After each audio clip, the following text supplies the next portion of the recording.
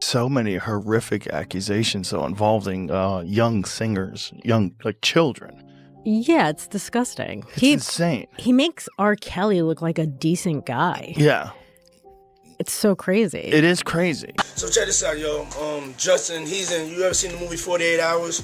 Right now, he's having 48 hours with Diddy, him and his boy.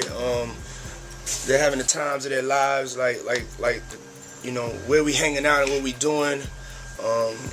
We can't really disclose, but it's definitely a 15-year-old's dream.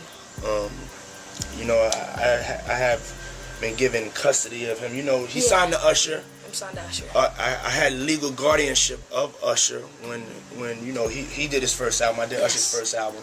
I don't have legal guardianship of him, but for the next 48 hours, he's with me. They wouldn't let him. Actually, someone made reference to the fact that Diddy trying to get at Bieber the way he was trying to get at Bieber was looking a little predatory. And then Usher came in and discovered it and managed him and got custody of him and promised to look after him. And then he sent him to the diddler. Does that sound like a good guy? It's horrible. It's horrible. Does that sound like a good guy? Now that we know what Diddy's really like. What kind of fucking asshole do you gotta be to take another boy, another talented boy, and put him in your place so it ain't gotta be you no more?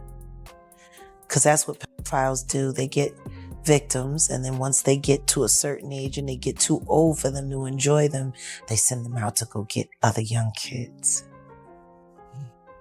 Now, if Usher is a procurer, and if Usher knew what was gonna happen to any of those young children that he took to the Flavor Freak off, is he a good guy? Especially considering what happened to him, especially considering that he sat Howard Stern, and Howard Stern said, would you send your kids to Puffy's Flavor Camp? And his immediate response was, hell no! So it's good enough for everybody else's kids, but it's not good enough for yours. You know, Justin Bieber had a post the other day on his Instagram talking about all the drugs that he did when he was younger and how much it fucked him up. And now he's got a relationship with the Lord, and he's got, you know, he's married and he's trying to be a normal person. Yeah. But he's struggling with the fact that he was insanely famous when he was a kid. You know, Diddy bought his son a Bentley. Maybe, you know, he could buy you one also while you're He out. got me a Lamborghini. Oh, well, that's nice. I haven't gotten it yet, though. Yeah, I know. When is that coming, that Lamborghini? We talked about this last He time. had the Lamborghini for a day or two, and he had access to the house, and he knows better than to be talking about the things that he does with Big Brother Puff on national television.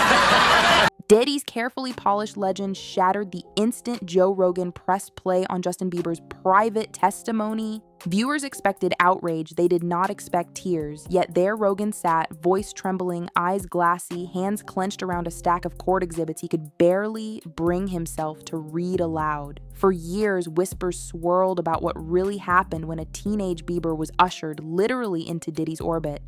Tonight, those whispers had a name, a timeline, and verified receipts. Joe opened his show with a single shaky sentence. No chart-topping single ever prepared this kid for what he endured. The studio fell silent. Gone was Rogan's trademark bravado. In its place was the weight of one artist's hidden struggle. Across the table lay evidence, contracts rewritten at midnight, phone logs that erased themselves, hotel invoices labeled only special mentorship. At first glance, they looked mundane. Then Joe pulled out the last page. A hand-scribbled note from young Justin begging to fly home early, claiming the schedule felt too intense, the expectations impossible. The heartbreak in that handwriting broke Rogan too. How did the world's brightest teen idol find himself pleading for normalcy? The answer, listeners soon learned, was Diddy's unique brand of mentorship, an approach that blurred the line between opportunity and ownership. According to industry insiders, Diddy promised Bieber industry shortcuts if he stayed close. That closeness meant unannounced trips to private estates, high-pressure rehearsals that ran past dawn, and strategy sessions where managers were politely shown the door. In public, Diddy praised Bieber as family. Behind closed doors, he controlled every moment on the itinerary. Joe wiped his eyes as he read from Bieber's recent Instagram statements, in which Justin revealed years of anxiety stemming from relentless supervision and constant mental pressure during formative years. Bieber didn't name names online, but court documents on Joe's desk connected the dots. They showed Diddy requesting temporary authority over the teenager's travel, lodging, and security detail, authority that never appeared in any formal talent agreement and bypassed the checks typically required for a minor. Then came the footage. Bieber had handed investigators a hallway surveillance clip from an estate rented under one of Diddy's shell corporations. No music, just hurried footsteps and clipped radio chatter. Eyes on the corridor, no unscheduled exits. Rogan froze the frame on a nervous 16-year-old Justin clutching his guitar, while 2 assistants flanked him like escorts. He wasn't headed to a stage or fan meet and greet. The timestamp showed 3:12 a.m. The clip lasted less than a minute, yet its implications stretched miles. Rogan's producers zoomed in on a whiteboard glimpsed through an open door, scrawled at the top in red marker, "Full Immersion Weekend." Below it, bullet points about long vocal drills, 5-minute phone limits, and restrictive sleep. No mention of music theory or normal coaching. Joe shook his head, voice cracking. This is conditioning, not mentorship. Industry veterans soon phoned in with matching stories. Artists transported to remote properties for career intensives, stripped of devices, urged to ignore manager calls for focus. Most complied, chasing a dream carved by Diddy's reputation. Few realized the cost until years later, when panic attacks and sleepless nights replaced stadium spotlights. As sponsors watched Rogan's stream in real time, by the second hour, 3 major brands quietly removed Diddy content from their playlists.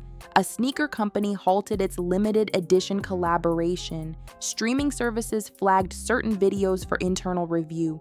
Each decision echoed louder than the last. Reputational risk now outweighed nostalgia for hit records. Rogan, still emotional, reached the segment that broke him completely.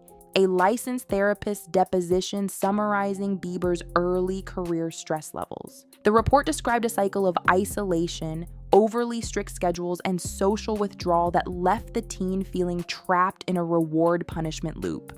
Joe set the pages down, eyes wet.